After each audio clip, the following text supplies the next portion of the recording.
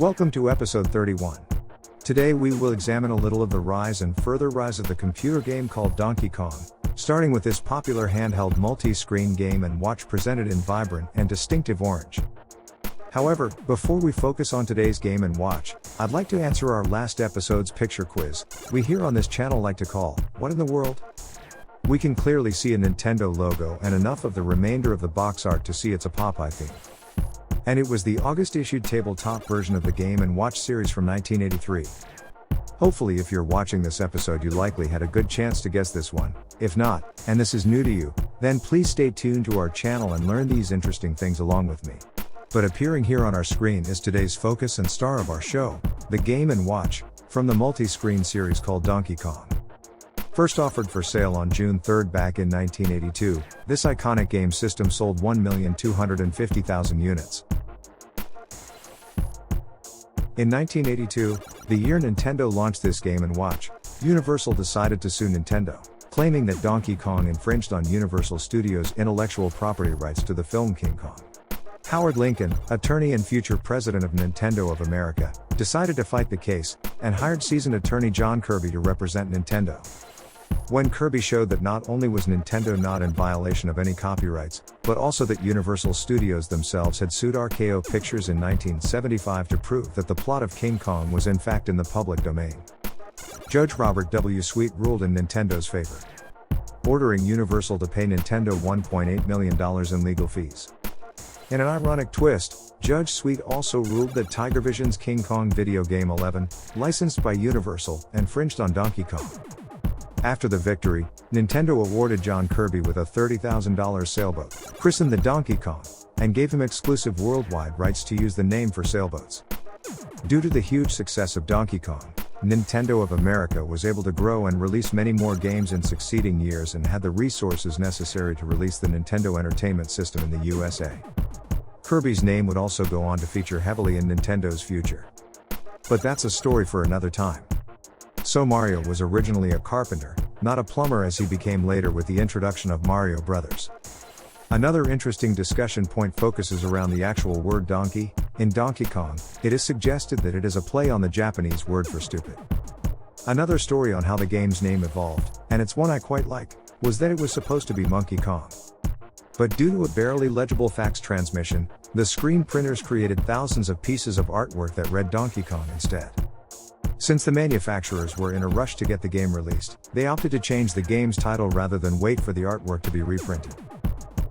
So this 1982 multi-screen Game & Watch was given the production code DK-52. As the physical gaming handhelds evolved with the introduction of the multi-screens, the instructions booklets had to follow suit, as the system was far more complex. To facilitate this, a newly developed table of contents was added at the front of the publication alongside a more detailed schematic, retaining both the clock and alarm function, that was now considered a staple of these devices. We see a mini Donkey Kong has been chosen to be the character sprite to wake you in the morning, swinging his bell and jumping up and down. At the beginning of the section on how to play this game, we see that the backstory is given to us, where Donkey Kong has captured a beautiful girl, and carried her to the top of a tall building under construction. Mario must come to her rescue, by following them both up the construction site. Donkey Kong attempts to stop Mario by cascading barrels down the girders. If Mario can knock out the single girder Donkey Kong has stood on, he can save the girl and win the day. If only one innovation from this device could be selected and discussed, it would be the very first use of the now famous D-pad. The invention of this award-winning and groundbreaking cross-style directional control button is simply genius. Scoring is relatively simple. When Mario jumps the barrels on the lower girder he scores a single point. The second girder on the lower section gets 2 points for every successful barrel jumped. Cutting a wire that holds up the girder that Donkey Kong has stood on gets between 5 to 20 points depending on the speed this achievement took. When all wires are cut, and Donkey Kong falls, the player receives an additional 20 points. There are 4 ways to lose a life in this game. They are, getting hit by a rolling barrel, when Mario hits his head on the iron girder held by the crane, when Donkey Kong successfully hits Mario with a thrown barrel, and lastly, and a highly likely demise comes from jumping to catch the crane hook, and sadly missing.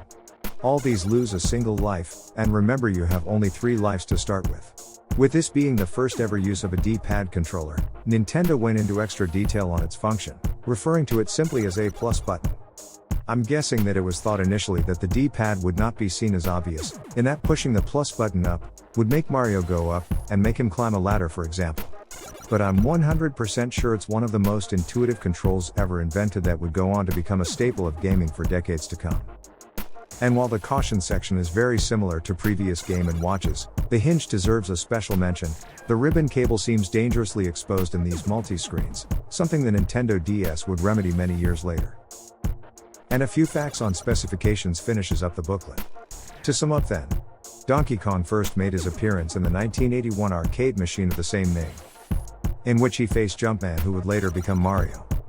So this game is also credited as being the first appearance of Mario, predating the iconic video game Super Mario Bros. By 4 years, and Mario's first non-Donkey Kong game Mario Bros. By 2. As we have heard already, the early development of Donkey Kong and Mario as characters is a little confusing, as both would go on to become absolute megastars in so many future Nintendo games titles. I think a quick recap might be prudent. So the hero of this game started out as a carpenter who initially remained unnamed at the time of the Japanese arcade release. However, we know he was later named Jumpman, and much later still Mario. In the gameplay, Donkey Kong kidnaps Mario's girlfriend, originally known simply as Lady, but later renamed Pauline. The player of this game must take the role of Mario and rescue her. Donkey Kong stands upon a building under construction and rolls endless barrels down the girders hoping for Mario's demise.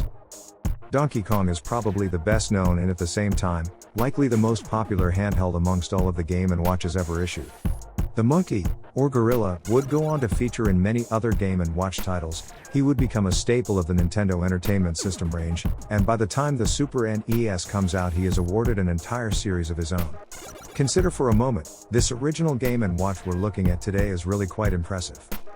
Its ability to mimic the arcade version using only the limited technology of the LCD sprites and a color subscreen to achieve this game and create this great facsimile. Donkey Kong is the second dual-screen Game & Watch issued by Nintendo. Using a version of the classic arcade game was a technical challenge, however the end result was spectacular. If you're lucky enough to have played the arcade version, you'll know its gameplay is very similar to this here. Donkey Kong has captured Pauline, who is Mario's girlfriend, and he must rescue her before all his 3 lives are lost. The game was later ported to Game & Watch Gallery 2 and Game & Watch Gallery 4, both of which include an updated modern version of the game. A more recent port of Donkey Kong was released in Game & Watch Collection for the dual-screen Nintendo DS, being a more realistic console to today's Donkey Kong multi-screen. It allowed for an exact replication of the original gameplay. This Game & Watch received a cameo with a mini classic version. These keyring-sized handhelds were fully functioning reproductions. As we rejoin the gameplay, we see a score of 121. When Mario cuts a single cable to receive 27 points. Starting out again from the lower screen, using his last life, Mario is struck by a barrel at the top of the second girder and the game is over. Finishing up with a final score of 138. Well, that just about wraps up our brief look at the amazing Game & Watch called Donkey Kong. But we find ourselves once again at that juncture in our show where I need to ask our regular photograph quiz question. What in the world? Can you really identify this from what you can see here? If you can, let me know in the comments below, or join me next episode to find out. All that's left for me to say is thank you. I really appreciate you stopping by and watching our channel. A small favor would equally be appreciated. Please like us, follow us, hit that subscribe button and activate the alarm to ensure you get preference on all our new content and updates. See you all soon.